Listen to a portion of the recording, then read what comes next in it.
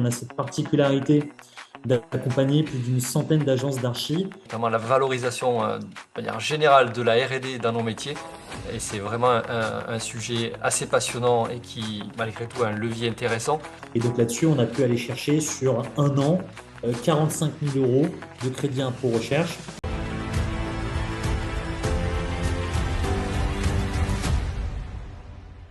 Bonjour, chers architectes et surtout architectes entrepreneurs. Je suis ravi aujourd'hui d'avoir Fabien et Sébastien avec moi. On va parler d'un sujet que l'on a exploré, nous, il n'y a pas si longtemps que ça, mais il y a déjà 5 6 ans, qui est autour du crédit impôt recherche et notamment la valorisation de manière générale de la R&D dans nos métiers. Et c'est vraiment un sujet assez passionnant et qui, malgré tout, a un levier intéressant. Et je voulais absolument vous partager cette expérience et surtout vous faire découvrir Fabien et à travers de IF pour que ben, vous puissiez aussi avoir les bonnes infos et identifier effectivement un potentiel pour vous aussi. Donc Fabien, je te propose de te présenter et peut-être présenter rapidement la EIF. Et puis je crois que Sébastien aussi a prévu de se présenter dans la foulée. Tout à fait. Merci Philippe. Merci déjà pour cette opportunité de pouvoir intervenir. Donc moi, je suis Fabien Vénancas. Je suis le directeur adjoint de IF Innovation. Pour ma part, j'ai une dizaine d'années d'expérience dans le financement de l'innovation. J'ai commencé dans un cabinet de plus grande taille avant de rejoindre IF en 2018. Et donc, ça fait depuis 2018 que j'accompagne des agences d'architectes, des bureaux d'études, des agences d'urbanisme. Voilà, on va revenir en fait sur la présentation de IF Innovation, mais on a cette particularité d'accompagner plus d'une centaine d'agences d'archi. Donc, on commence à bien comprendre les spécificités de ce secteur d'activité. Ouais.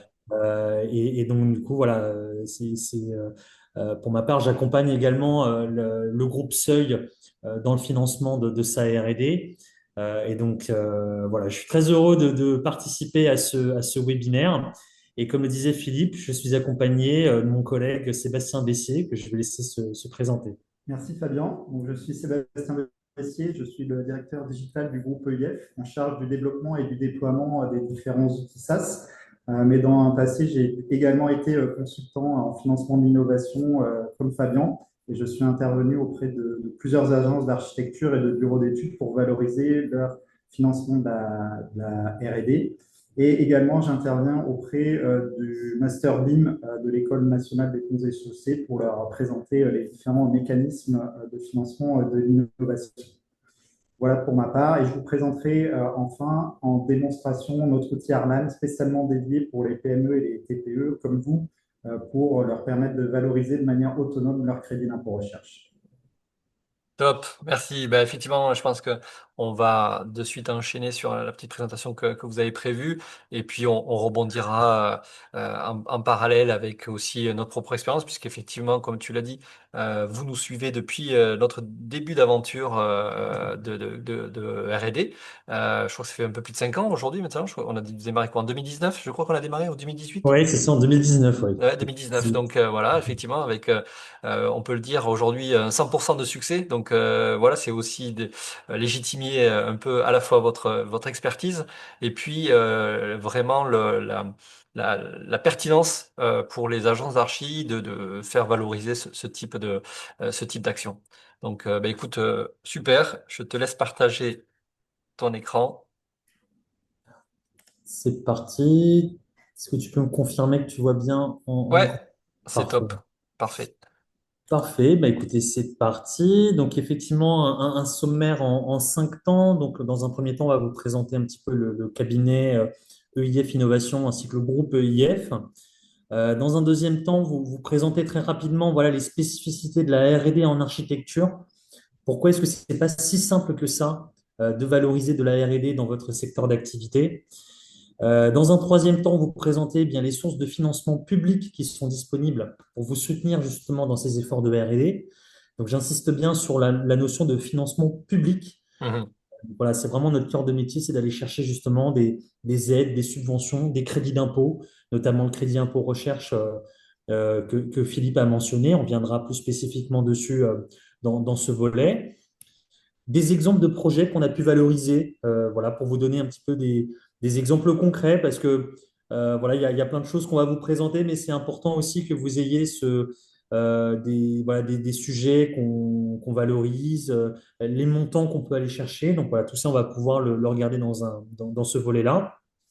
Et puis, nous finirons par notre présentation par une démonstration de notre outil Arlan. Donc, concernant notre cabinet, donc en fait, on fait partie d'un groupe qui est le groupe EIF, donc EIF pour expertise industrielle et foncière. Donc voilà, c'est un groupe qui existe depuis plus de 65 ans.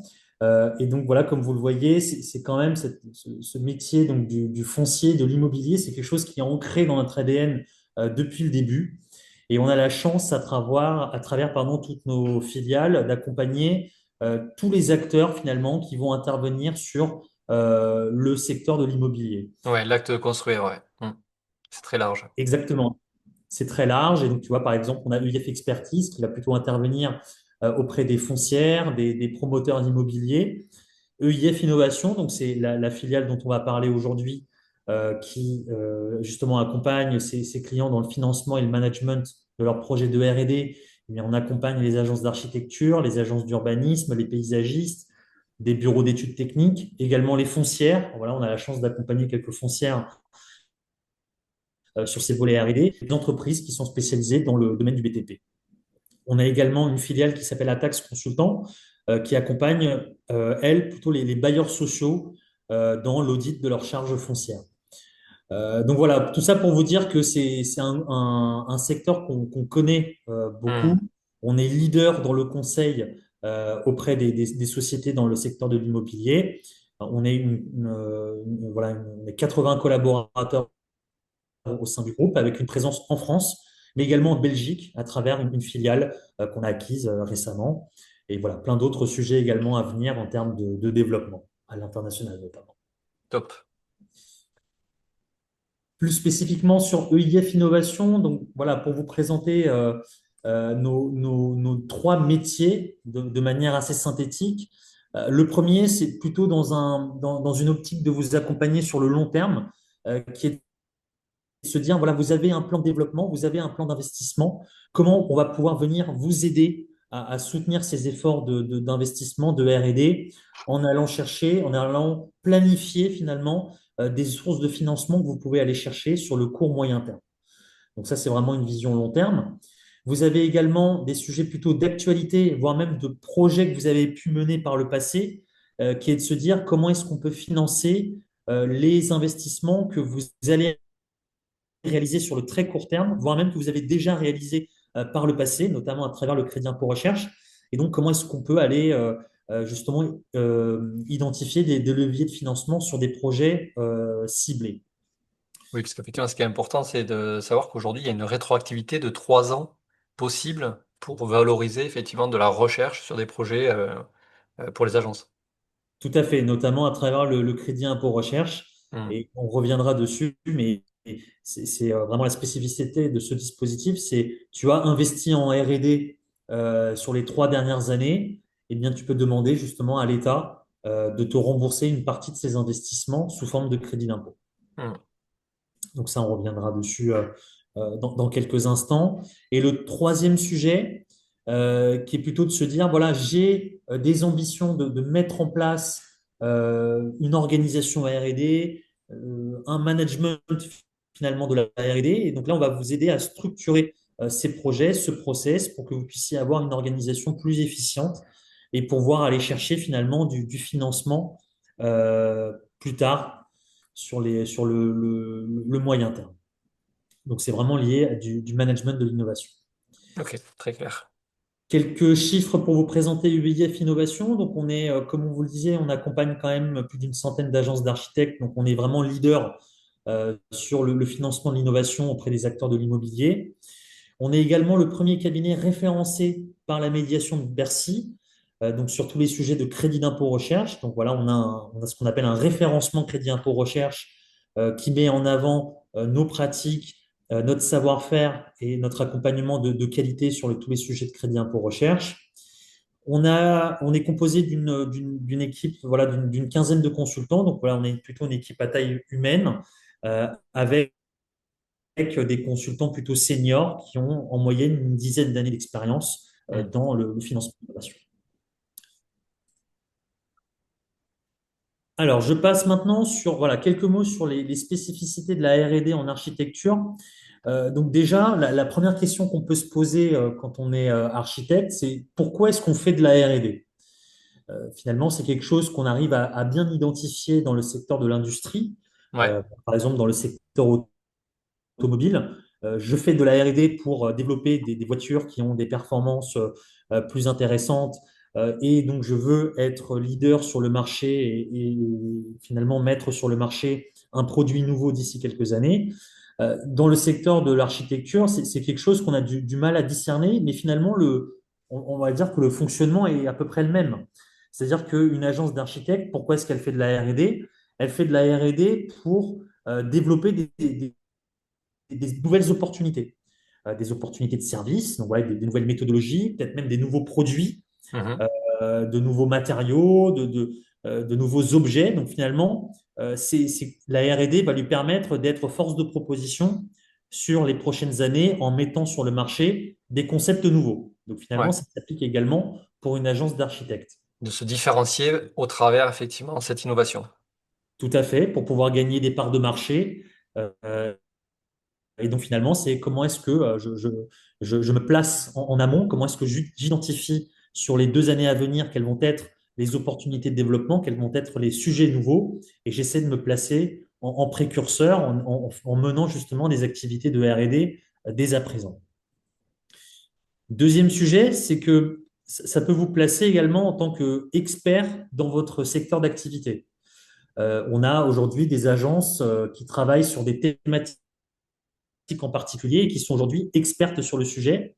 Et finalement, on vient les chercher pour ces expertises-là parce qu'on sait qu'en interne, l'agence en question a déjà travaillé sur des projets en lien avec ces thématiques Ouais. et voire même a développé un vrai savoir-faire sur ce sujet-là, collabore également avec des laboratoires qui sont spécialisés sur ce sujet. Donc, ça vous permet d'acquérir de la légitimité sur le sujet. Ok. Troisième point, ça va concerner vraiment l'identité, la culture d'entreprise. Aujourd'hui, on se rend compte qu'on a de plus en plus de nouveaux architectes qui sont sensibilisés, qui sont intéressés sur ces sujets de la R&D. Et c'est important quelque part d'avoir une agence qui véhicule cette image à vouloir travailler sur des sujets de R&D, des sujets ambitieux, et qui met les moyens pour justement améliorer ces sujets-là. Et donc, on se rend compte que pour les nouveaux collaborateurs qui arrivent sur le marché, c'est important pour eux eh bien, de travailler dans des agences qui mettent les moyens et qui travaillent sur les thématiques en particulier, notamment sur les sujets un peu plus environnementaux. Ouais, clairement. Ça, c'est vraiment un sujet que l'on a pu vivre au sein de notre groupe. Constitue vraiment un attrait important dans cette dynamique aujourd'hui, effectivement, de recherche de talent. Et ça constitue d'une culture d'entreprise et vraiment nous aide à aller de l'avant et pas rester effectivement sur des notions ou des acquis qui font que on peut très vite s'encrouter alors qu'on a un monde qui bouge vraiment très très vite.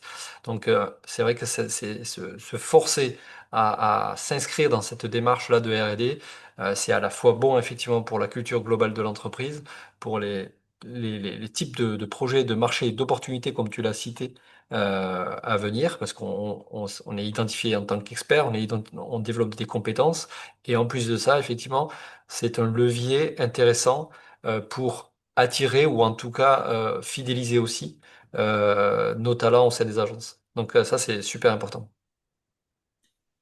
Et puis il y a également un quatrième point, donc, qui est un peu en lien avec tous les autres qu'on vient de mentionner, c'est que vous êtes quand même sur un secteur d'activité en pleine mutation, avec des ambitions environnementales de plus en plus fortes. Et donc finalement, vous traitez déjà des thématiques d'actualité, sur lesquelles on va y revenir juste après. L'État, justement, vous encourage à investir en matière de R&D.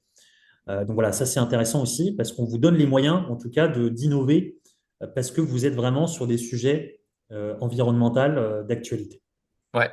Et effectivement, ce rapport aujourd'hui à la légitimité des agences d'archi à s'inscrire dans une vraie démarche officielle de R&D, des retours que l'on a eus pour l'instant, c'est vrai que par défaut, en fait, les architectes, comme ils sont habitués à envisager leur activité comme une perpétuelle recherche, puisque effectivement chaque projet est considéré quasiment comme un prototype, donc systématiquement, on est dans une démarche de recherche, et du coup, pour le coup, c'est pas évident, c'est pas inné de se dire que en fait cette recherche, elle pourrait être valorisée, elle peut être monétisée, parce que on va dire qu'elle, par défaut, il me semble qu'elle fait partie de notre mission. Mais en fait, effectivement, c'est très important, comme tu l'as précisé, de prendre conscience que ce travail que l'on met en place, cette mission que l'on se donne, d'être toujours en réflexion anticipée sur des enjeux sociétaux, des enjeux environnementaux et autres, parce que c'est très large, les sujets sur lesquels on peut travailler, euh, fait que c'est pas forcément une imposition, c'est pas quelque chose sur lequel on doit on doit porter cela à charge exclusive de l'agence. On peut effectivement aller le valoriser et être accompagné sur ces questions-là, et notamment un accompagnement financier. Donc voilà, c'est vraiment, tu vois, les échanges que j'ai eus jusqu'à présent avec les consoeurs et confrères qui n'avaient pas encore passé le cap, c'est de se dire, mais ouais, mais voilà, en fait, on fait de la recherche tout le temps, mais c'est normal. Et en fait, voilà, c'est passer de se dire que oui, il y a une partie forcément, on va dire, plus transverse de notre activité dans laquelle on peut pas forcément considérer que c'est de la recherche, mais si on prend un peu de recul et justement on est bien accompagné, comme avec vous, on peut aller identifier les sujets qui peuvent être pertinents à valoriser, et ça, c'est hyper important. Effectivement, c'est tout le travail d'audit finalement qu'on fait, hein, qu'on a déjà fait ensemble, qui est de se dire, bon, bah, si on prend l'exemple du crédit d'impôt recherche, quels sont les projets sur lesquels vous avez travaillé les 3 dernières années? Et il est fort probable que dans le cadre de vos projets, vous ayez en fait une opération de R&D qui se cache dans ce projet. Hmm. Ça, on va le voir après, mais voilà, vous avez peut-être travaillé sur des matériaux biosourcés qui ont donné lieu à des prototypes que vous construisez en collaboration avec des bureaux d'études, des entreprises. Donc tout ce travail-là, finalement, on va pouvoir le valoriser parce que c'est de la R&D en tant que tel. Yes. Alors une fois qu'on s'est dit ça, on est bien conscient, en fait, nous, chez VDF Innovation, pour accompagner quand même pas mal d'agences depuis une dizaine d'années, que identifier ou mener des activités de R&D dans votre secteur, c'est pas si évident que ça. Hmm. Alors, du coup, on vous a mis ici quelques bullet points qui est issu finalement de notre retour d'expérience, et d'ailleurs qu'on décrit de manière un peu plus détaillée dans un ouvrage spécifiquement dédié qu'on a publié il y a maintenant 2 ans, qui est sur le management et le financement de l'innovation, dans lequel justement on revient sur l'évolution du secteur de l'architecture et notamment de la R&D en architecture ces 10 dernières années. Donc pourquoi est-ce que vous êtes dans un secteur assez spécifique? Dans un premier temps, parce que il y a quand même une pluridisciplinarité dans votre domaine. Voilà, on touche des sujets qui sont divers et variés, on a des profils qui sont divers et variés, on a des métiers qui sont extrêmement variés, on a des architectes, on a des ingénieurs, on a des paysagistes, des urbanistes. Et ce qui fait que finalement, l'architecture, on ne sait pas trop où caser ce métier. On ne sait pas dans quel champ de recherche est-ce qu'on peut le mettre. Et ça on l'a vu notamment dans le crédit impôt recherche en architecture. Ces 10 dernières années, il y a eu quand même pas mal de débats sur le sujet.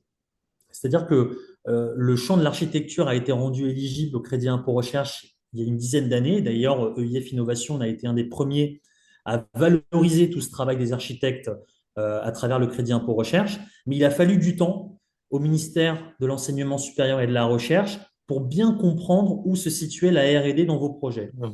Et ça, c'est notamment dû au fait qu'il y ait énormément de compétences qui viennent justement se chevaucher Et dans ouais. ces activités. Effectivement. On n'est pas dans des sciences dures, on est vraiment dans quelque chose qui est très large, qui va effectivement d'enjeux sociétaux à de la recherche qui peut être très appliquée, comme tu l'as évoqué tout à l'heure, sur des process, sur des produits, sur des modes constructifs, mais ça peut être aussi quelque chose qui peut être tout à fait beaucoup plus large autour d'enjeux sociétaux, au travers des usages, au travers des évolutions de comportement, etc. Donc effectivement, on va toucher autant des réflexions sociales que effectivement très techniques, Et donc, je comprends qu'effectivement, ils avaient du mal à nous mettre dans des cases parce que, en fait, on peut cocher à peu près toutes les cases, quoi. Chaque agence a sa spécificité. Exactement, exactement. Et donc, tu fais une très, très bonne transition avec le troisième bullet point. C'est que voilà, on est à la fois sur des sciences formelles et sur des sciences humaines et sociales. Et Exactement. finalement, ces deux types d'activités sont bien de la R&D. Et donc, c'est ça aussi qui est intéressant, c'est que on a pas mal d'agences, en tout cas, qui ne pensent pas qu'ils font de la R&D parce qu'ils ne savent pas, enfin, ils ne savent pas que les sciences humaines et sociales sont valorisables et que c'est également un champ de R&D qui est parfaitement valorisable au crédit impôt recherche. Donc, Hmm. comme tu le disais, quand on développe de nouveaux concepts, de nouvelles méthodologies, c'est un pan de la R&D qui est parfaitement valorisable. Quatrième sujet, c'est que tout ça, c'est bien beau de le dire. Voilà, je fais de la R&D ou j'ai envie de faire de la R&D, mais on se rend compte que dans votre quotidien, c'est pas évident de le faire. C'est pas évident de le faire parce que vous êtes quand même dans un environnement qui est soumis à de nombreuses contraintes. Hmm. Vous avez les contraintes qui sont imposées par vos donneurs d'ordre, donc en matière de budget, des contraintes également normatives, environnementales. Et tout ça, quelquefois, ça peut représenter pour vous des freins pour voilà, mettre en place les moyens et faire de la R&D. Et donc là-dessus, également des contraintes administratives. Donc voilà, tout ça, ça peut au quotidien vous bloquer. Mais néanmoins, même si vous avez toutes ces contraintes, il y a bien des sujets sur lesquels vous passez un petit peu plus de temps, voilà, à identifier peut-être de nouvelles hypothèses, à mettre au point de nouveaux procédés. Et tout ce travail-là, on va pouvoir le valoriser. Et ça, quelque part, ce combat entre la théorie et la pratique, c'est quelque chose finalement qu'on voit beaucoup dans l'examen de nos dossiers crédit impôt recherche, qui sont expertisés par des chercheurs du monde académique, voilà, qui nous disent, bah voilà, il y a des théories qui existent, il suffit juste de les réappliquer. Mais en face, on a, vous les praticiens, qui dites, bah non, c'est pas si évident que ça, parce Ouais, que votre théorie à mettre en place dans un environnement de travail concret et expérimental, c'est pas si évident que ça. Et donc, du ouais, coup, ça amène des problématiques qu'il va falloir qu'on lève à travers de l'expérimentation. exactement. On est systématiquement dans du multi-critères, hein. Exactement. On a effectivement il me semble que notre mission numéro un, c'est d'être un assemblier et effectivement de faire en sorte à ce que on arrive à générer des solutions viables euh, au travers effectivement une multicouche de contraintes et d'enjeux. Et ça, effectivement, c'est ce qui fait qu'il y a énormément de variables possibles entre un concept, on va dire, une théorie, et ensuite lorsqu'on la confronte aux réalités, parce qu'il n'y a même pas une réalité, il y a plusieurs réalités, quoi. Tout à fait. Et puis le dernier point, ça c'est plus un retour d'expérience qu'on a, c'est qu'on a pas mal de petites agences voilà, qui nous disent, mais la R&D, c'est fait pour les agences de grande taille. Et finalement, nous, en 10 ans de retour d'expérience, on se rend compte en fait qu'il n'y a pas de lien entre la taille de l'agence et le type de recherche. On a également des petites agences voilà, composées de 5 collaborateurs, 5-10 collaborateurs, qui travaillent sur des sujets dédiés, qui travaillent sur des sujets de R&D en particulier. Par contre, il y a un lien entre la taille de l'agence et l'organisation R&D. Oui, Forcément, plus tu as une agence qui est de grande taille, plus tu vas avoir une chance d'avoir une une organisation, un pôle de structuration, ouais. R&D. Exactement. Mais en tout cas, une petite agence peut très bien travailler sur une thématique qui lui est propre, à laquelle voilà, l'agence tient énormément. Et ça, on le fait au quotidien. Yes, mais ça c'est super important parce que c'est aussi effectivement le retour que j'ai pu avoir avec des agences qui sont même voilà des unipersonnelles ou qui sont à deux, trois, de se dire qu'effectivement bah, c'est pas pour eux, c'est réservé aux grandes agences et c'était important que effectivement que tu précises que c'est pas lié le fait d'être légitime à faire de la recherche n'est pas lié à sa telle structure. Ce qui peut différer, c'est effectivement les moyens mis en œuvre et la structuration pour le faire ou le professionnaliser. Ça, c'est effectivement une vérité. Mais n'empêche que à l'échelle d'une toute petite structure, on est capable de s'inscrire dans cette recherche, notamment au travers du crédit impôt recherche. Tout à fait. Et d'ailleurs, on va maintenant vous présenter un petit peu les sources de financement public qui existent. Donc, on va adopter en fait une description un peu macroscopique. On va parler de quelque chose de très général et puis après, on va rentrer petit à petit dans le détail de certains dispositifs. Donc, de manière générale, il existe en France deux types d'aides. On a ce qu'on appelle les aides directes, les aides publiques directes et les aides indirectes. Donc, la grande différence qui existe entre les deux, c'est que sur les aides directes, on va parler d'investissement à venir. C'est-à-dire que j'ai un projet, je veux y mettre les moyens, j'ai des investissements réalisés, et donc du coup, je demande le soutien d'organismes de financement pour pouvoir financer une partie de mes investissements à venir. Et Hmm. donc ça se fait à travers notamment des subventions, des prêts à l'innovation, des Des appels à avances. projets, Exactement, tout à fait. Et à l'inverse, vous avez les aides indirectes, donc notamment le crédit impôt recherche est un exemple d'aide indirecte. Et là, pour le coup, c'est ce qu'on disait en préambule, c'est qu'on a déjà réalisé des investissements par le passé et on vient demander à l'État de nous rembourser une partie des investissements déjà réalisés. Ok, très clair. Donc ça, c'est à travers notamment le crédit impôt recherche. Pour revenir un petit peu sur les aides directes, donc là, ce sont les petits logos que vous voyez en haut de la slide. On distingue plusieurs niveaux d'aide. Vous avez les aides régionales. Donc voilà, par exemple, l'Occitanie, où tu es implémenté, Philippe, va proposer un certain nombre de guichets sur des thématiques qui lui tiennent à cœur. Et donc là-dessus, on va pouvoir identifier certains appels à projets spécifiques selon les différentes régions.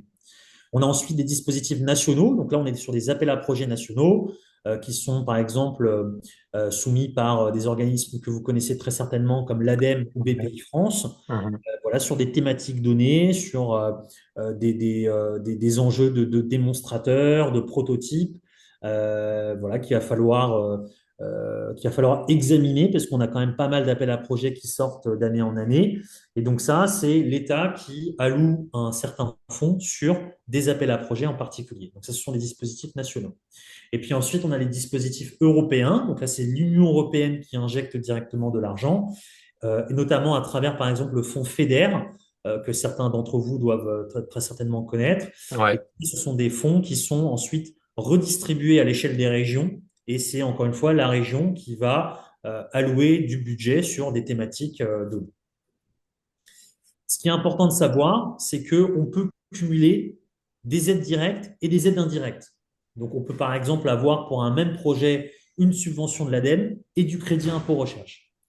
En revanche, et ça, je pense que vous êtes tous, vous avez bien compris la subtilité, c'est que pour 1 euro de dépense, on ne peut pas avoir un double financement. On ne peut pas avoir 1 euro de subvention ADEME et 1 euro de crédit impôt recherche. Ouais. On finance pas la même chose. On peut les cumuler, mais ça finance pas la même chose. Exactement, ça ne doit pas financer les mêmes postes de dépenses, donc il y a un travail finalement de déduction à faire à un moment donné, mais sur le principe, on peut cumuler sur un même projet une subvention et un crédit impôt.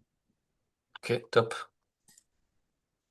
Alors sur cette slide, je ne vais pas rentrer dans le détail, mais cette slide, on vous l'a mise en fait pour vous sensibiliser sur un point, c'est que il existe encore une fois, et c'est ce qu'on vous a montré sur la slide précédente, énormément de guichets, énormément d'organismes de financement qui vont vous soutenir. Mais ici, c'est pour vous montrer que quelle que soit la maturité de votre projet, que vous soyez sur un stade très en amont, donc de la recherche fondamentale, ou plutôt aval, comme du développement expérimental, donc vous allez mettre au point des nouveaux démonstrateurs, des nouveaux prototypes, vous allez avoir en fait des guichets qui vont justement financer les différents degrés de maturité de votre projet. Donc c'est ça qui va être intéressant de regarder et ça fait une bonne transition sur cette slide, c'est que, en fait, étant donné qu'on a énormément d'aides qui existent, il va falloir analyser un certain nombre de paramètres pour justement flécher votre projet avec le bon appel à projet en face. Donc là, on vous a synthétisé un petit peu les paramètres qu'il va falloir analyser, regroupés autour de 3 catégories. Déjà, le projet en tant que tel. Quel est le niveau de maturité de mon projet? Quelle est la nature des activités que je viens valoriser dans mon projet? Est-ce que c'est plutôt de la recherche fondamentale ou puisque c'est plutôt de la recherche appliquée? Est-ce que c'est plutôt du développement expérimental? Ensuite, dans mon projet, je vais regarder le budget du projet. Quels sont les postes de financement que je veux faire financer? Est-ce que c'est des dépenses de personnel? Est-ce que j'ai de la sous-traitance, etc. Et ensuite, qui va porter le projet? Est-ce que c'est l'agence seule ou est-ce que c'est un projet collaboratif qui va impliquer également une entreprise, qui va impliquer un bureau d'études, auquel cas, mon projet n'aura pas la même envergure que si que je le présentais seul. Ensuite, il y a la société en tant que telle. Déjà, la taille de la société. Que vous soyez TPE, PME ou grand compte, vous allez avoir des taux de financement divers et variés. Donc ça, c'est Mhm. important justement de regarder ça et donc finalement de regarder les liens capitalistiques que vous pouvez avoir si vous faites partie d'un grand groupe. La notion de fonds propres également, qui est quelque chose d'assez important, mais de manière générale, quelle est la santé financière de votre société? Vous êtes bien conscient qu'un organisme de financement ne va pas vous prêter de l'argent, ne va pas vous subventionner un projet si vous êtes en mauvaise santé financière. Parce que vous allez quand même avoir une subvention entre 30 et 60%, mais le reste, ça va être quelque chose que vous allez devoir porter seul ou à travers un prêt bancaire. Et donc forcément, vous devez montrer à votre organisme de financement que vous avez les reins solides justement pour pouvoir financer le reste. C'est ce qu'on appelle, nous, dans notre jargon, l'incitativité de l'aide. Mhm. Et ensuite, la localisation géographique, forcément, parce que comme ce que je vous ai présenté juste avant, étant donné qu'on a des régions qui ont des appels à projets spécifiques, ça va être important pour nous d'aller faire de la veille sur votre région d'implémentation pour voir s'il n'y a pas un appel à projet qui répond à votre besoin de financement. Et puis ensuite, on a les paramètres liés au financement en tant que tel. Déjà, qui va financer mon projet? Parce qu'en fonction de qui on a en face de nous, on ne va pas présenter le projet de la même façon. Un petit exemple, quand vous présentez votre projet à l'ADEME, vous allez devoir mettre en avant les performances environnementales de votre projet. Alors que quand vous présentez votre projet à un organisme comme BPI France, il va falloir plutôt mettre en avant les innovations technologiques que vous souhaitez mettre en place dans votre projet. Donc là, il y a quelques petites subtilités qu'il faut savoir. Et là-dessus, on vous accompagne justement pour bien pitcher votre projet. Ensuite, vous avez le type d'aide. Est-ce que je vais aller chercher de la subvention? Est-ce que je vais aller chercher des prêts, de l'avance remboursable? Donc tout ça, il va falloir regarder justement les cahiers des charges pour qu'on puisse vous dire, ben voilà, vous allez pouvoir aller chercher tant sous forme de subvention ou de crédit d'impôt. Vous avez les taux de financement. Donc ça, c'est pareil. Est-ce que je vais aller chercher 30%, 40%, 50% de financement? Et puis également la notion de timing qui est finalement la plus importante, hein, parce que vous avez des appels à projets sur lesquels vous pouvez déposer des dossiers de candidature au fil de l'eau, mais vous avez également des appels à projets sur lesquels il va falloir respecter des calendriers très serrés, sur lesquels voilà, il y a des premiers dépôts à faire, des premiers examens à passer avant de pitcher votre projet pour pouvoir envoyer de nouveaux éléments complémentaires. Donc tout ça, voilà, il va falloir également bien le coordonner, bien le planifier dans le temps. Yes. Donc ça, c'était pour vous présenter les différents dispositifs qui existent. Maintenant, on va rentrer dans le détail du crédit impôt recherche. Donc déjà, le crédit impôt recherche, à qui s'adresse? Il s'adresse à toute entreprise industrielle, commerciale, artisanale qui est soumise à l'impôt sur les sociétés ou l'impôt sur les revenus. Donc, en principe, une agence d'architecte, voilà, qu'elle soit sous une forme SARL, SA, SAS, remplit ces conditions. Elle exerce une activité commerciale et elle est soumise à l'impôt sur les sociétés. Encore une fois, elle doit être soumise. Elle peut ne pas payer de l'impôt sur les sociétés, mais même si elle n'en paye pas, à partir du moment où elle est soumise à l'impôt sur les sociétés, elle peut bénéficier du crédit impôt recherche.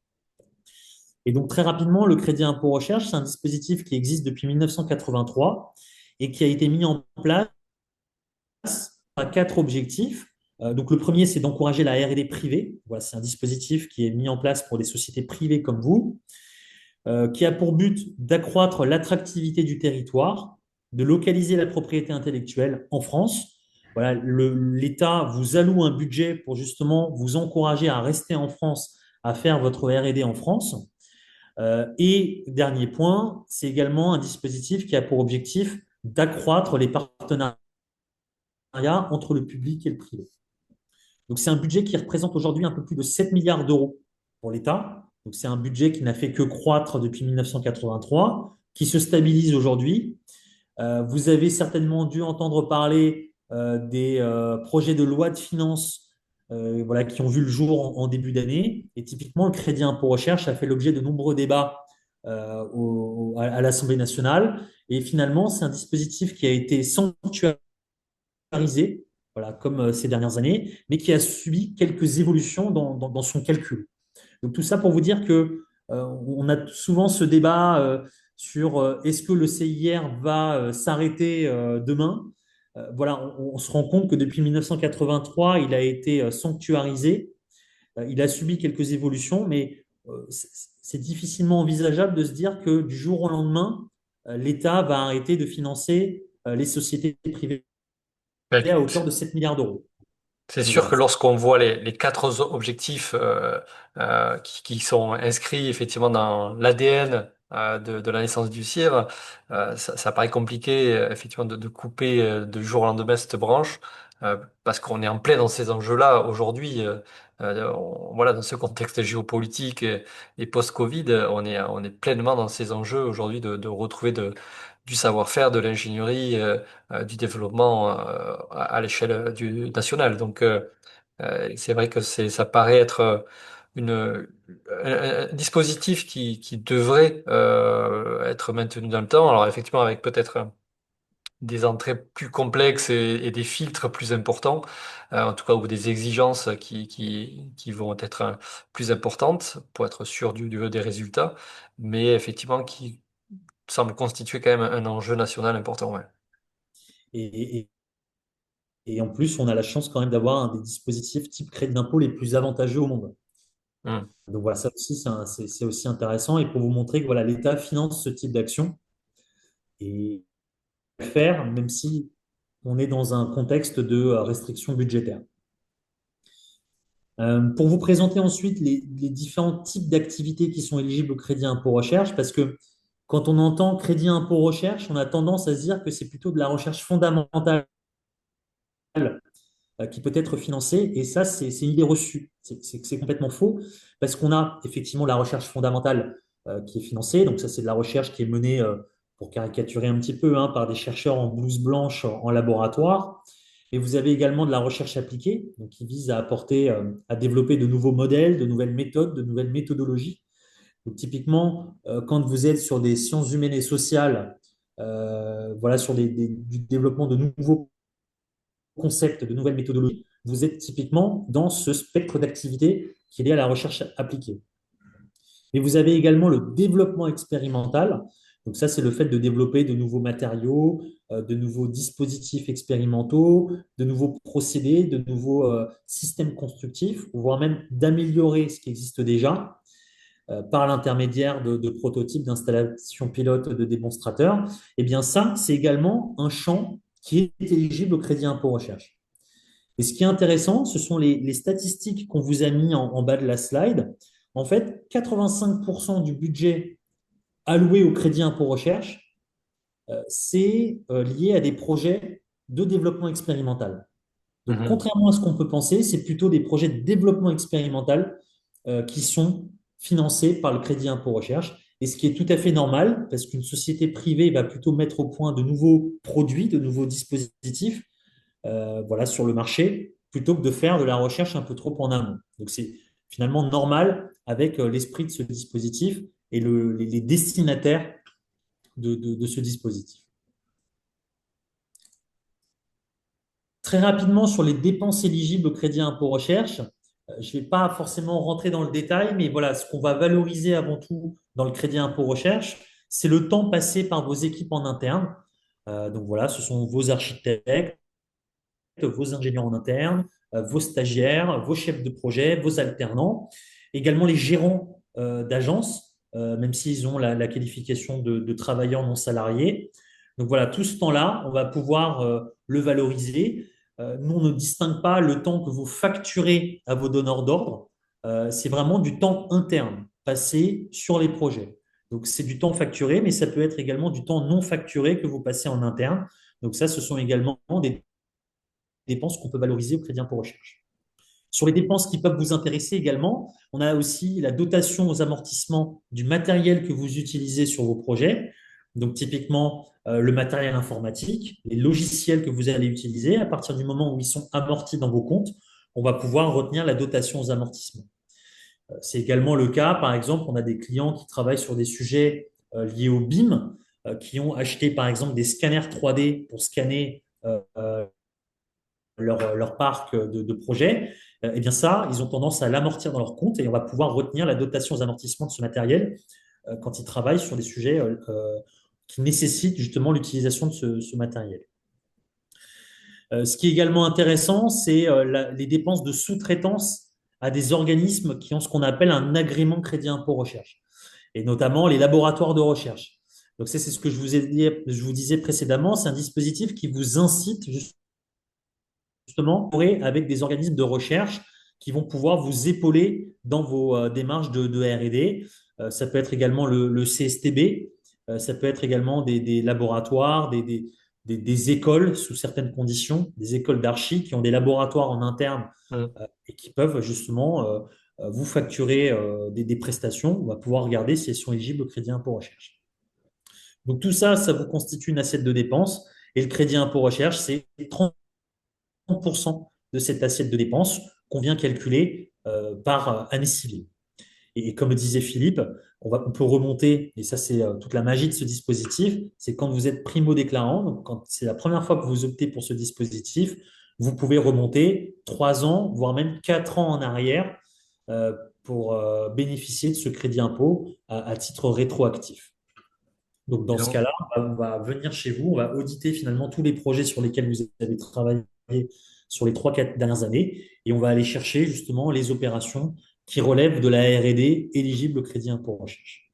et du coup, je rebondis effectivement sur cette, euh, cette méthodologie aujourd'hui de valorisation qui est effectivement basée, il y a plusieurs leviers, mais un des principaux, c'est le temps. Et donc, effectivement, je rajoute une couche ici sur l'importance pour les agences qui nous suivent de rentrer dans ce processus-là, de bien intégrer une méthodologie de quantifier ce temps-là, puisque effectivement, malheureusement, c'est quelque chose qui est encore sous-exploité. Ça a un sens pour avoir des vrais indicateurs et des KPI sur la productivité de l'agence et l'organisation de l'agence. Et aussi, du coup, c'est quelque chose qui va pouvoir très facilement alimenter ce type de dispositif.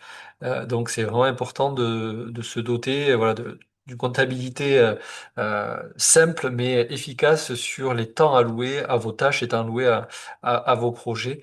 C'est quelque chose qui va être porteur sur pas mal de sujets.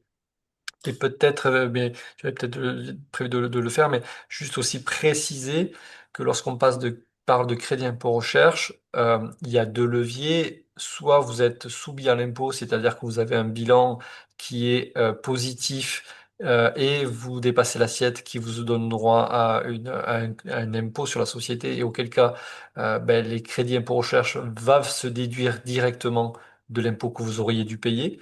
Soit vous n'êtes pas soumis à l'impôt parce que vous n'avez pas atteint un niveau un niveau de résultat suffisant, auquel cas l'État vous paye directement, vous verse directement le montant du crédit impôt recherche. Donc ça, ça marche de ça, c'est super important. Tout à fait, effectivement, j'ai oublié de le mentionner, merci Philippe, parce que c'est très important. Voilà, quand vous êtes justement une PME, voilà, l'État souhaite vous soutenir vraiment dans vos efforts. Et donc pour les PME, on a le droit justement à ce qu'on appelle une restitution immédiate du crédit d'impôt. Donc effectivement, c'est l'administration fiscale qui vous fait un versement sur votre compte de ce fameux crédit d'impôt que vous pouvez toucher, qui est assimilable finalement du résultat net. Yes. Et voilà, pour vous donner aussi quelques exemples concrets de projets financés, parce que voilà, ça peut vous donner un peu plus voilà, d'indications.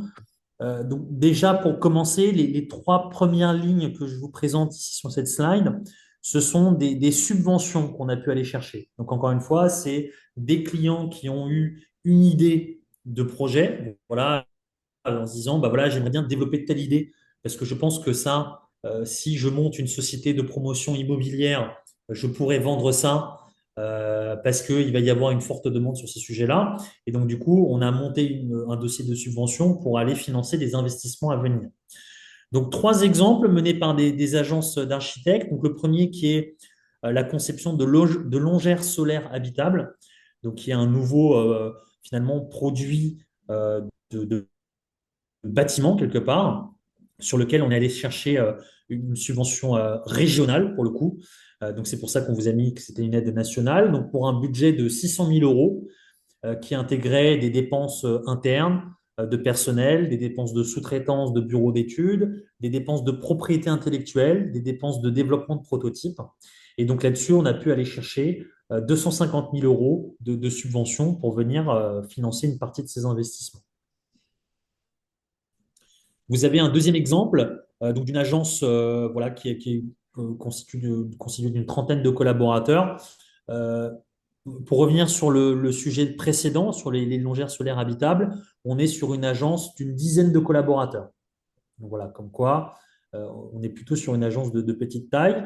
Le deuxième exemple, c'est sur une agence qui est un peu plus grande, un peu plus expérimentée, donc trentaine de collaborateurs, qui a souhaité répondre à des problématiques liées à la préservation des chantiers qui intègrent du bois.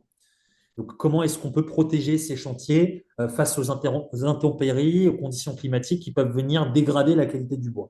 Hmm. Et dessus, avec un bureau d'études, développer un prototype de solution de protection de ce chantier pour lequel on a établi un budget de 250 000 euros pour lequel on est allé chercher une aide régionale de 100 000 euros.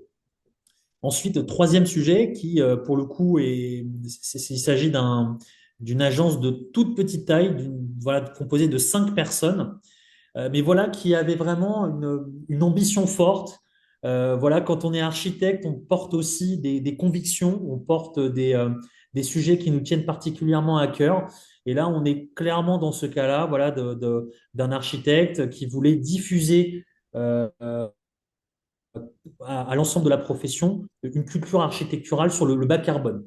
Et donc, pour le coup, elle a souhaité mettre en place une plateforme numérique qui permettait de calculer les bilans carbone des projets menés par vous tous.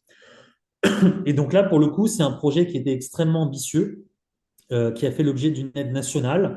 Donc là, on parle d'1 million d'euros de budget. Donc là, voilà, comme vous en rendez compte très certainement, ce n'est pas un sujet qu'il a porté seul. Il a dû monter un consortium avec une grosse entreprise du BTP, avec un laboratoire de recherche. Et donc ça, c'est vraiment le travail de 5 ans de recherche qu'il a réalisé en interne et qu'il a souhaité faire passer à un autre cap. Et donc voilà, là-dessus, il a été lauréat d'un gros concours, d'un gros appel à projet, et sur lequel on a une subvention de 400 000 euros qui lui a été accordée. Et puis ensuite, on a les trois derniers sujets. Donc ça, ce sont des exemples de projets crédit impôt recherche. Et donc ça, c'est ce que disait Philippe en préambule, c'est qu'on est dans le cas de projets de conception architecturale. Donc voilà, on a un donneur d'ordre qui vous demande de travailler sur un projet architectural dans lequel vous allez travailler sur des sujets spécifiquement R&D, flagués R&D.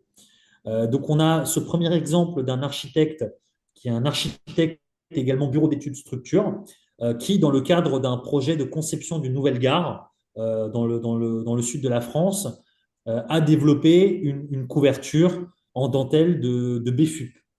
Hmm. Donc là-dessus, il a fallu mettre au point des prototypes, tester différents matériaux soumis à des contraintes diverses et variées. Et donc là, on est clairement dans le cadre d'un projet qui a nécessité justement un aspect spécifiquement lié à la R&D sur le BFU. Et donc là-dessus, on est allé chercher un montant de crédit impôt recherche de 85 000 euros sur plusieurs années. On a ensuite, et donc ça c'est un exemple intéressant de sujet plutôt lié à de la méthode, donc sur un sujet qu'on a valorisé il y a plusieurs années, d'une agence d'architectes parisienne, qui a été l'un des précurseurs sur les méthodes de conception d'un bâtiment 100% réversible, logement-bureau, sur lesquels il y a un label qui a été déposé avec une société de promotion immobilière et sur laquelle on a déposé du crédit impôt innovation, qui est un sous-ensemble du crédit impôt recherche à hauteur de 70 000 euros sur 3 ans de rétroactivité. Et puis, on a également le cas d'une agence d'architectes, pareil, d'une dizaine de collaborateurs, qui travaillaient sur un projet de réhabilitation en région parisienne et qui, à un moment donné, utilisait la pierre en tant que matériau porteur et donc qui a fait l'objet d'un certain nombre de développements, de travail de recherche sur la qualité de la pierre, sur la pérennité de la pierre, etc. Et donc là-dessus, on a pu aller chercher sur un an 45 000 euros de crédit impôt recherche pour tous les efforts réalisés sur ces sujets de R&D. Donc, on peut vous en citer encore plein d'autres. D'ailleurs, notre ouvrage dédié sur le financement de la R&D que je vous ai présenté précédemment en contient d'autres. Et voilà, c'était pour vous montrer des exemples de projets subventionnés. Donc voilà, parce qu'on accompagne aussi, on a la chance d'accompagner des agences qui ont des idées et qui ne savent pas comment faire pour les concrétiser. Et donc là-dessus, on est sur du management de l'innovation, mais on est aussi sur notre cœur de métier, le crédit impôt recherche, à venir auditer le passé. Et c'est ce que disait Philippe, c'est que voilà, vous êtes des sachants, vous travaillez sur vos projets, vous y mettez les moyens, mais en fait, une fois qu'on les audite, une fois qu'on gratte, on se rend compte que vous avez été amené à travailler sur des opérations de R&D qui sont valorisables au crédit impôt recherche.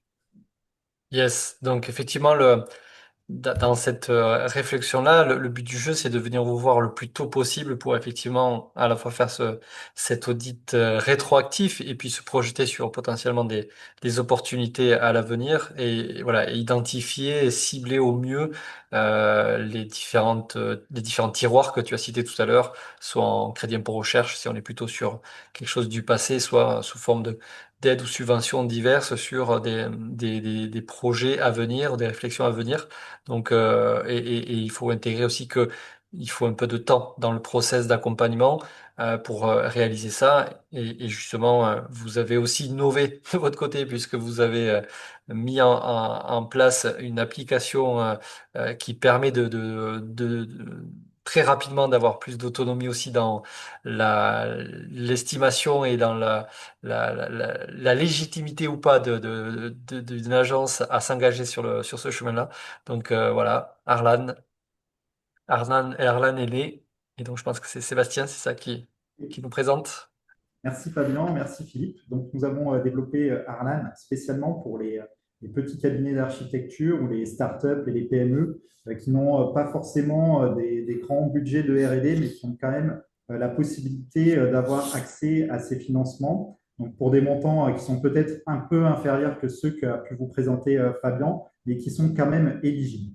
Donc, c'est un outil qui est une plateforme SaaS, donc directement accessible sur Internet et qui vous permet en toute autonomie de faire votre travail en termes de vérification de l'éligibilité, à la fois de votre structure, de vos projets de recherche et développement, mais également des frais que vous avez engagés pour la réalisation de ces budgets. Donc, à partir de cette vérification d'éligibilité, vous pouvez également estimer votre crédit d'impôt recherche ou crédit d'impôt innovation et avec les ressources qui vous sont mises à disposition, monter de façon intégrale et en toute autonomie. Donc, comme on dit en mode self-care, votre dossier. Donc, à la fois obtenir les déclarations que vous pourrez faire auprès des services fiscaux via votre expert comptable, mais également travailler sur votre dossier justificatif technique. Donc, ce qui est important également de savoir, c'est qu'on ne vous laisse pas seul dans votre application. À tout moment, vous pouvez avoir accès à un consultant pour vous aider si vous êtes bloqué dans la complétude en Le fait, processus. dans le processus de réalisation de ce crédit d'impôt recherche via la plateforme, mais également à des offres complémentaires parce que justement, vous avez envie d'avoir un audit plus précis de vos projets, vous avez besoin qu'on vous vérifie que vos calculs sont bons, vous avez besoin qu'on vérifie les dossiers justificatifs que vous avez réalisés ou vous souhaitez nous confier complètement la réalisation de ces dossiers justificatifs, vous pouvez souscrire à ce type de prestation directement dans la plateforme. Donc, on met à disposition deux ressources. Donc, on a notre site web, arlan.fr, où vous allez avoir un descriptif de toutes les fonctionnalités qui vous sont offertes par la plateforme. Vous avez également un blog qui propose en fait du contenu, notamment sur les particularités de l'éligibilité au CIR pour les agences d'architecture. Ça peut être intéressant. Donc, vous trouverez des informations complémentaires à ce que vous a présenté Fabien. Vous avez notre application, donc à app.arlan.fr, qui vous permet de vous inscrire en toute autonomie et de travailler sur votre dossier crédit d'impôt recherche.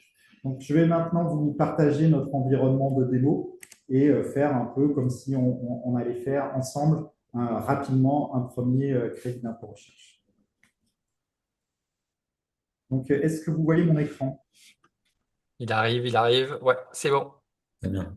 Voilà, donc là, c'est notre environnement de démo, donc ça nous permet d'avoir accès plus facilement à certaines fonctionnalités qui sont payantes, parce qu'il faut savoir que cette solution est mise à disposition en accès gratuit pendant 30 jours.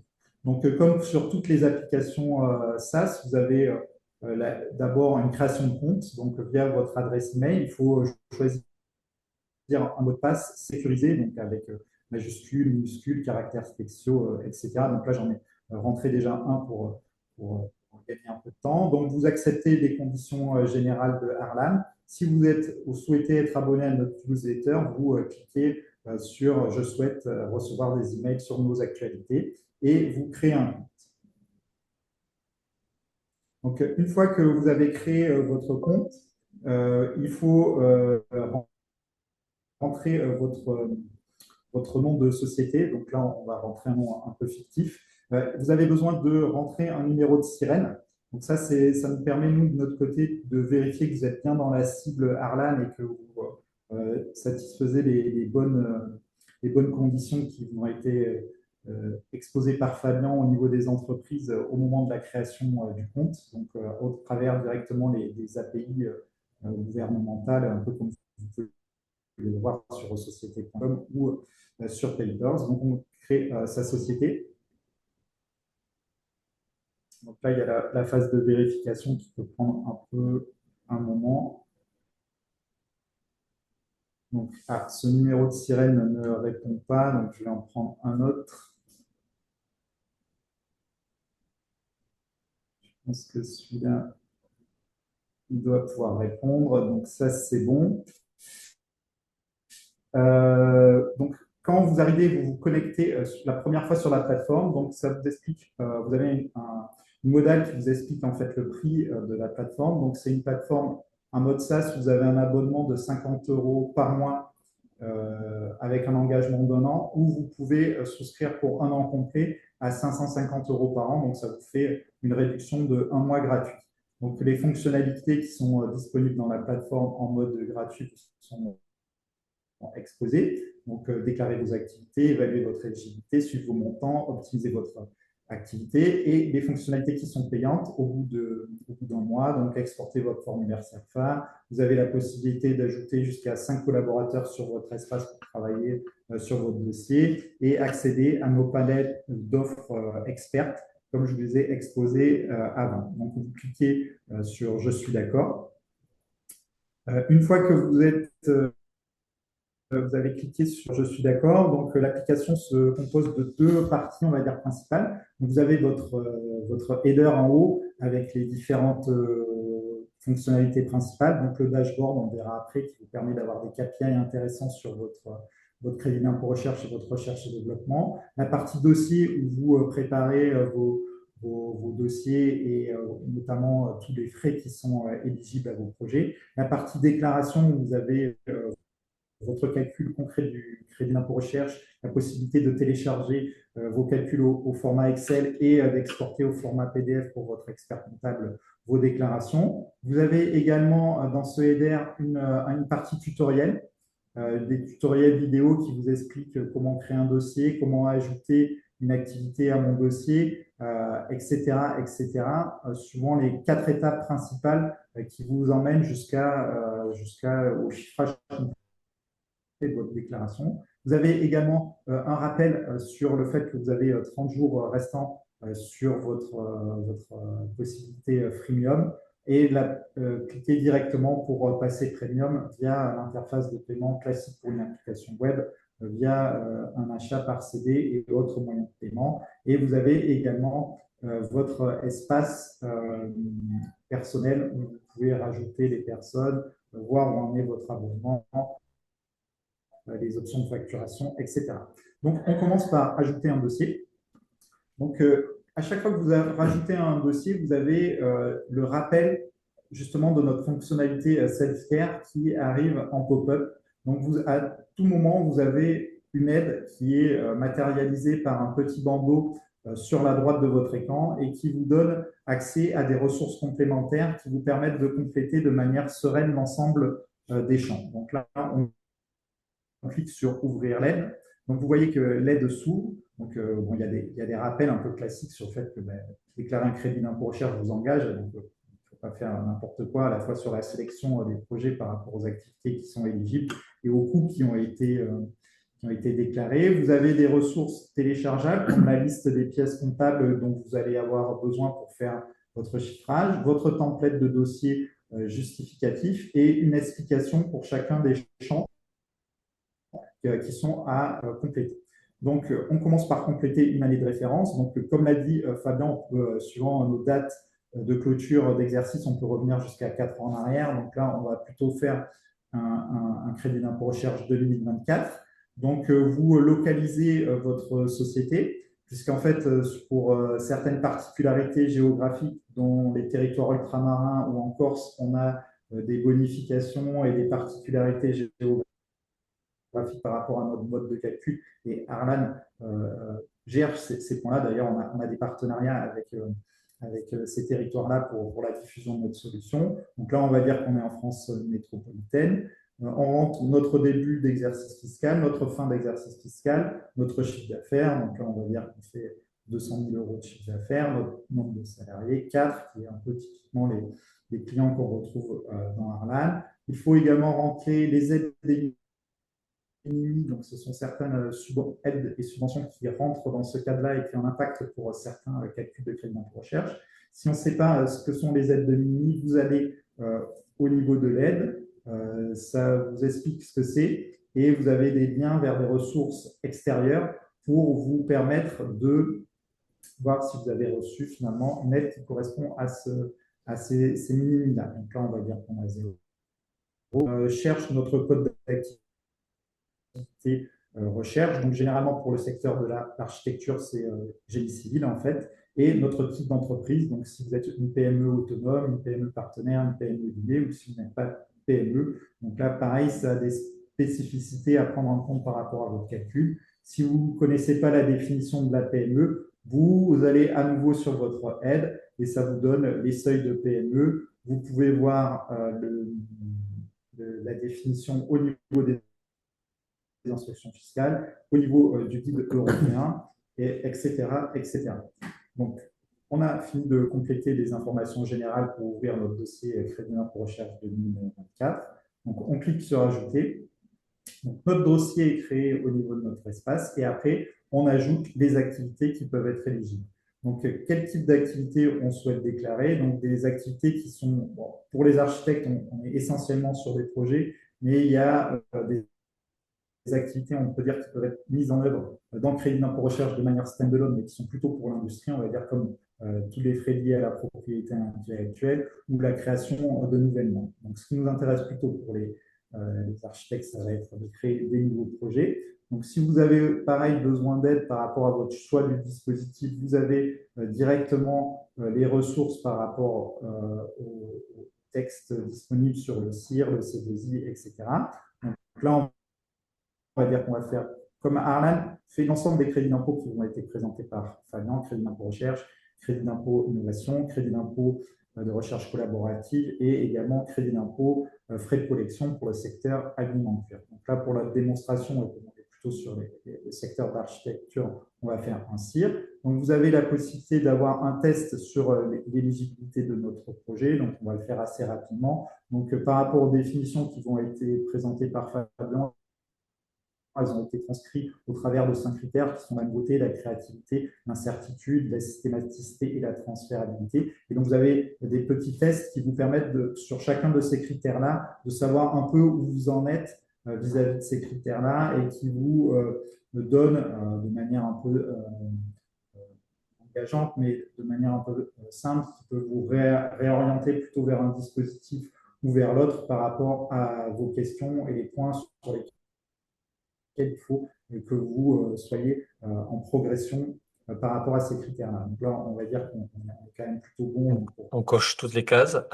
on coche toutes les cases, enfin, on va cocher le minimum, mais on est bien. Donc, sachant qu'il faut savoir que pour le crédit d'impôt recherche, le critère central, c'est vraiment cette incertitude. Donc, il doit montrer que vous êtes dans la recherche et développement. Donc, c'est-à-dire que vous n'avez pas de solution dans les canards disponibles qui vous permettent d'atteindre les objectifs de performance que vous êtes donné au début de votre projet. On passe rapidement. Donc, la systématicité, là, c'est plutôt la manière dont vous organisez votre projet, mais chez les architectes, il n'y a pas trop de problème parce qu'il faut que votre projet soit budgétisé, planifié avec des jalons, des livrables, etc. Mais Mm. c'est simple. Et le dernier, qui est la reproductibilité ou la transférabilité, où là, on va montrer un peu comment vous inscrivez dans l'écosystème R&D, comme vous l'a présenté Fabien. Donc, c'est important de faire publicité de vos projets, que vous en servez au moins en interne, que vous publiez via des services presse, que vous les communiquez dans des colloques, que vous les protégez de manière en termes de protection intellectuelle, ou que le Graal un peu, c'est de faire une publication scientifique.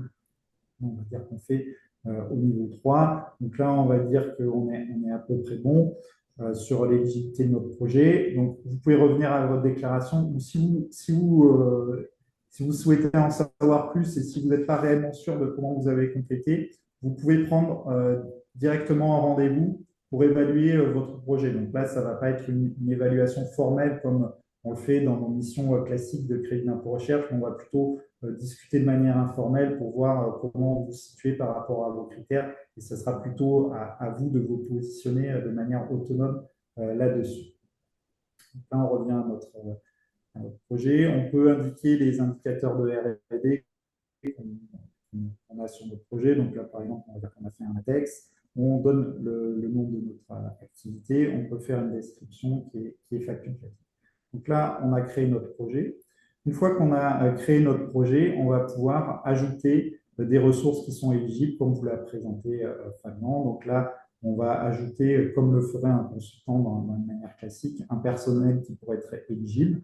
Donc là, on va prendre, pour aller vite, on rentre les informations générales de notre personnel. Donc on va dire que c'est moi. Je suis le chef de projet et j'ai un statut cadre. Donc, je crée ma bibliothèque de ressources au fur et à mesure de l'avancement de mon processus. Ensuite, par rapport à la valorisation des personnels dans le crédit d'impôt recherche, il faut les valoriser au prorata temporis de l'activité éligible. Pour faire ce prorata, on a besoin du temps de présence annuel.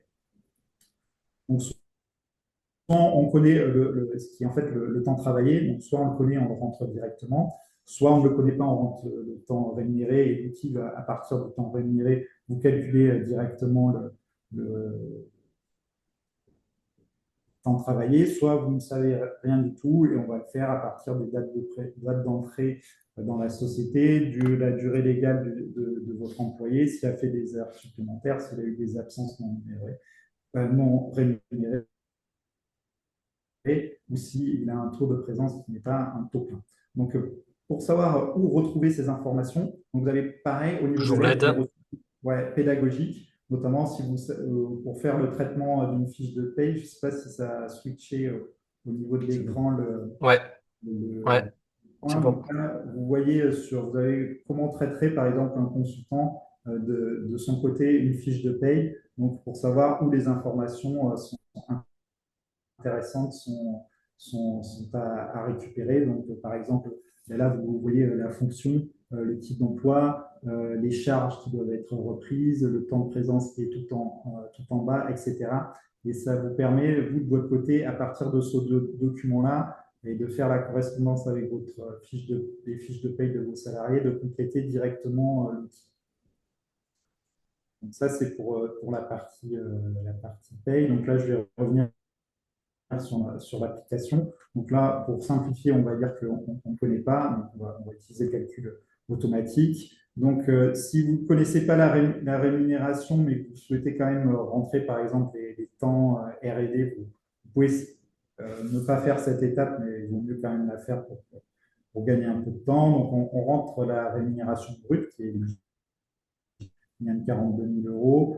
S'il y a des primes qui peuvent être éligibles, comme l'intéressement, la participation, la prime de partage de la valeur, donc là, on va dire qu'on n'en a pas. Et on va parler des cotisations patronales éligibles. Donc, soit on les connaît en termes de montant, soit on les connaît en termes de pourcentage, soit comme pour les temps de présence, on ne les connaît pas. Et on a un outil qui nous permet directement de recalculer les charges patronales qui seraient éligibles, sachant que toujours sur la ressource, vous avez sur la partie cotisation patronale éligible comment on peut saisir directement dans l'outil, donc avec recours, retrouver le but total période, les cotisations patronales totale période. Là, on fait juste l'APEC à déduire et les autres charges, et vous rentrez ça directement au niveau de votre outil, donc avec le brut période, les charges totales patronales éligibles, l'APEC et les autres cotisations.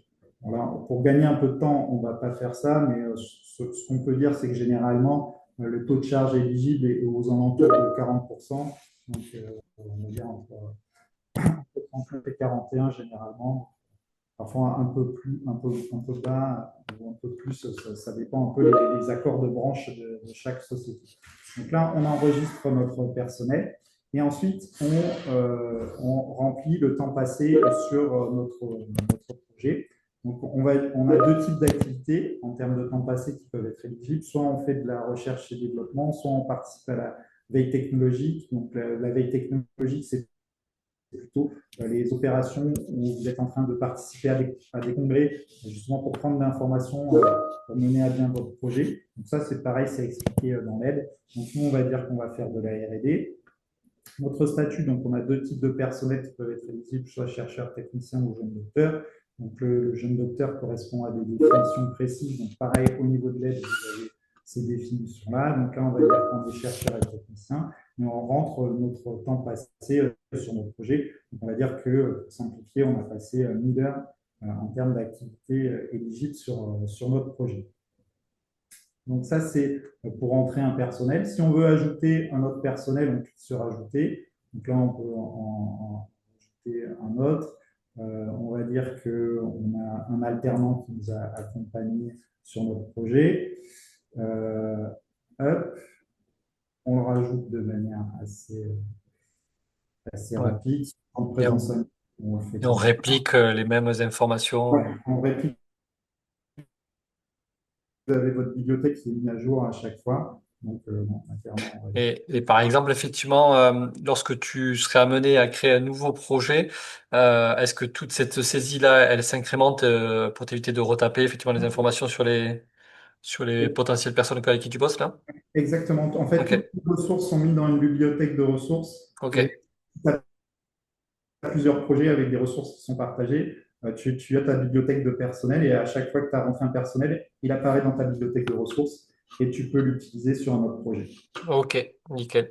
Donc ça permet en fait également d'éviter des erreurs qu'on pourrait faire sur Excel, par exemple de survaloriser une personne ou de ne pas être cohérent au niveau des temps passés. Et c'est ce qu'on justement on peut vérifier après au niveau de notre dashboard pour voir Eh oui, quand si tu l'alloues à plusieurs projets, effectivement, lui, effectivement, il te calcule tout seul, savoir si effectivement tu as dépassé le temps officiel d'emploi ou pas sur cette personne. Ok. voilà, et tu peux voir si ton affectation finalement est cohérente par rapport Hmm. à ton affectation R&D, par rapport à ton suivi de temps, etc. Donc, Ok. on va dire que notre apprenti il a travaillé avec les 5 heures. Voilà, donc à chaque fois là, vous avez des petits points qui vous disent si vos informations sont sauvegardées. Vous voyez que sur la partie, le bandeau gauche qui apparaît à chaque fois qu'on fait une saisie, où les frais sont à chaque fois incrémentés de ce que vous rentrez. Donc après, vous avez les autres frais éligibles qui sont à déclarer, donc comme les immobilisations, comme vous l'avez dit Fabien, là on va être sur les biens à la fois matériels et immatériels qui servent sur les projets. Donc, chez les architectes, ça va être essentiellement les ordinateurs et Logiciel. les licences. Vous pouvez faire également vos opérations sous-traitées et faire la déduction des subventions qui peuvent être Hmm. faites directement en concordance avec les subventions que vous avez. Pour éviter, pardon, vous avez un mode de calcul automatique qui permet d'éviter le doublon de financement, comme vous l'avez dit, Fabien. Du coup, dans les autres frais, ça peut être aussi des frais que tu peux avoir fait de prototypes, d'essais, etc., que tu as Alors, commandé tout seul, quoi. alors si tu as commandé un prototype et qu'il a été immobilisé dans tes comptes, il va être dans les immobilisations. Si tu Ouais, l'as complètement fait de manière sous-traitée, c'est plutôt une ok, facture d'essai que tu auras du CSTB ou tout autre laboratoire, il faudra vraiment le mettre dans frais sous-traités. d'accord. Donc, une fois qu'on a terminé de tout saisir, on va surcalculer ma déclaration. Donc là, à ce niveau-là, quand on n'est pas premium, on a uniquement accès à notre montant de crédit d'impôt recherche.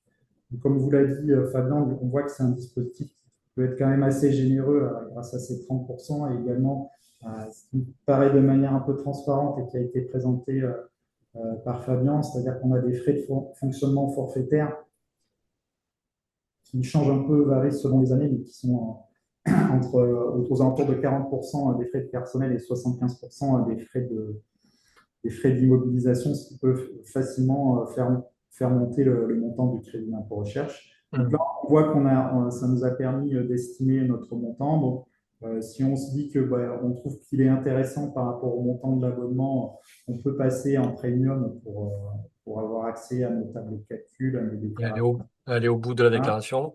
et au bout de la déclaration. Donc, vous avez sur votre partie dashboard le récapitulatif de tous les CIR que vous pouvez avoir année par année. Quel type d'activité je vais plutôt valoriser? Donc, on l'a dit chez les architectes, c'est des projets il y a peu de projets Hmm. intellectuels. Donc, par exemple, certaines sociétés sont juste là pour prendre de la propriété intellectuelle et eux, ils vont déclarer finalement que des frais de propriété intellectuelle. Au niveau des normes et de la normalisation, c'est plutôt anecdotique. Donc après, vous avez le récapitulatif de vos personnels qui ont été valorisés, leur affectation à R&D. Donc c'est là, de manière assez visuelle, on peut voir si il est assez peu valorisé, s'il est beaucoup valorisé, si c'est trop. Donc ça nous permet d'ajuster un peu notre déclaration. Vous avez accès à l'historique de vos crédits d'impôt, à la fois aussi l'historique sur vos activités. Donc vous avez le CIR par type de projet, par type de dispositif, pardon, et par projet. Donc, ça vous permet de faire un peu des stats. Vous pouvez cartographier également vos projets de R&D. Donc, ça peut être intéressant quand on a plusieurs projets, notamment, c'est bien pour voir un peu le niveau de risque que vous mettez dans votre déclaration. Donc, à la fois un montant et ce qui est un indicateur assez simple pour voir où on se situe, c'est les indicateurs de R&D qu'on a rentrés. Donc, c'est tout ce que vous faites pour participer à l'écosystème et qui sont des preuves concrètes que vous faites de la recherche et développement. Donc, ça permet de situer un peu ces projets, de voir comment on peut les cartographier. Et vous avez également une partie qui est liée au financement direct avec l'agenda à la fois concours et des aides qui sont publiées au jour le jour. Donc là, par exemple, on a un label fabriqué à Paris, ça doit être un concours fait par la région. Vous avez des aides d'urgence liées aux intempéries qui sont sorties. Vous avez des prêts de développement au niveau de l'outre-mer, etc. Donc ça vous permet également d'avoir un peu cet agenda des, des, des appels à projets au fil de l'eau. Et ça peut vous donner des idées et puis nous contacter si vous avez besoin de faire du montage de ces aides directes. Donc là, on va passer premium pour finaliser La déclaration. la déclaration et la démonstration. Donc le passage premium, donc là, on est sur la version démo, donc ça me permet de tricher un peu, mais vous allez voir. Donc là, vous avez sur votre partie utilisateur, donc, là, c'est bloqué parce que vous n'êtes pas premium, mais vous pouvez inviter votre premium. Donc, on clique sur activer mon abonnement. Donc, vous pouvez choisir mensuel ou annuel. Là, on va faire annuel. Donc, et sur m'abonner. Donc, ça vous envoie vers la page de paiement. Donc, si vous avez un code promo, vous pouvez l'ajouter. Vous choisissez votre mode de paiement. Donc là, on en a deux qui sont possibles, soit avec ligne, soit avec une Visa classique. Donc là, je vais tricher. Alors, j'ai une carte bleue magique. Bon, ça, qui me permet de faire un test.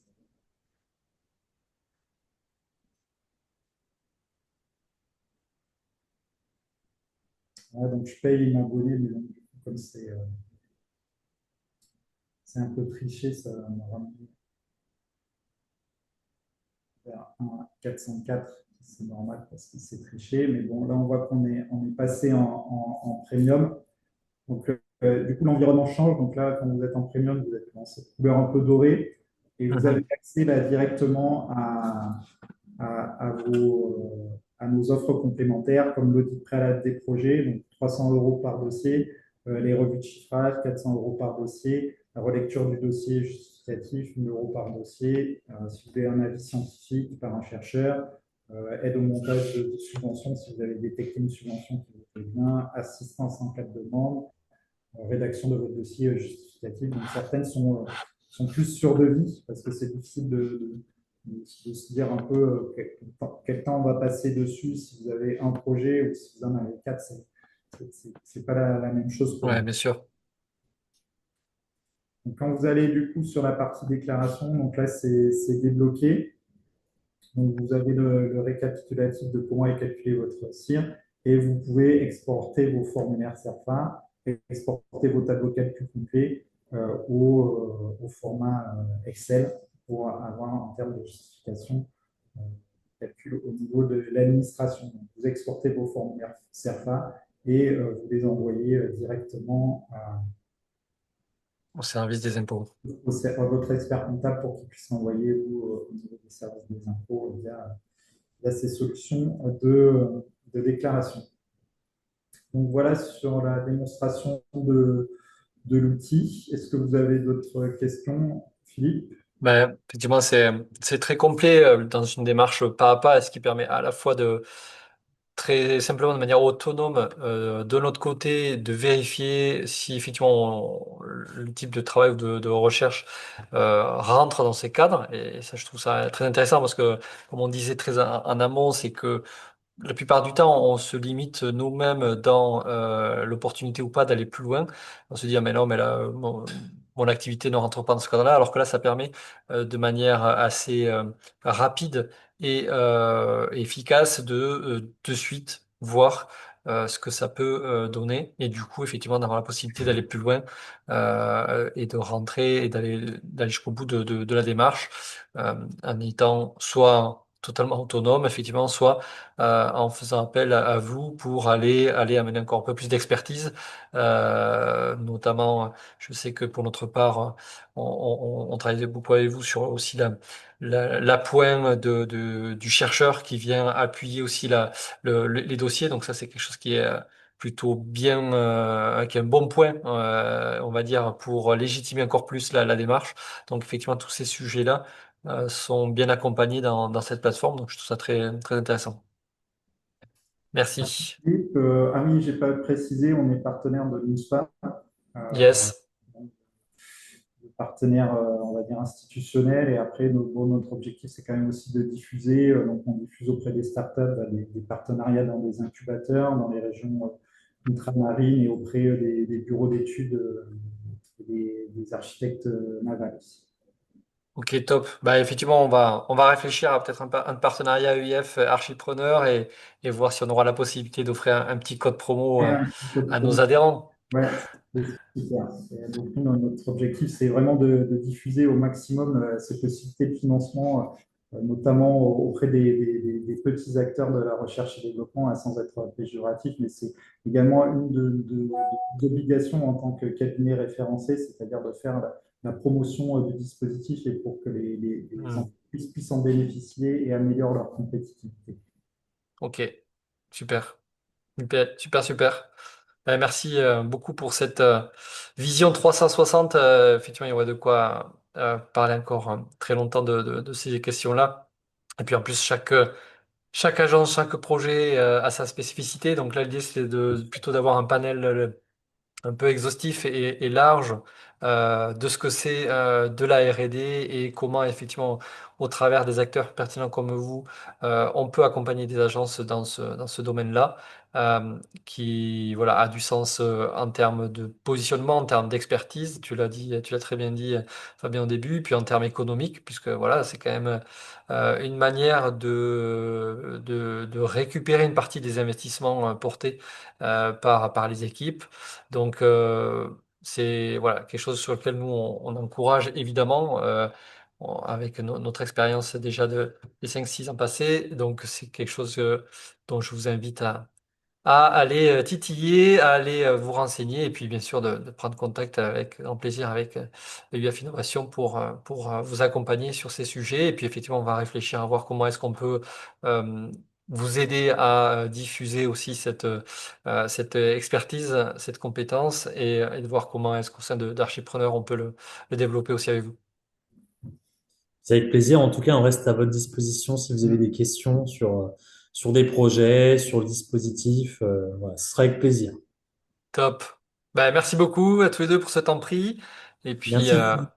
à Merci très pour vite pour l'opportunité. effectivement partager nouvelles réflexions sur les projets. Oui, Avec merci plaisir. beaucoup. À Avec plaisir. bientôt. Au revoir. Merci, bye bye.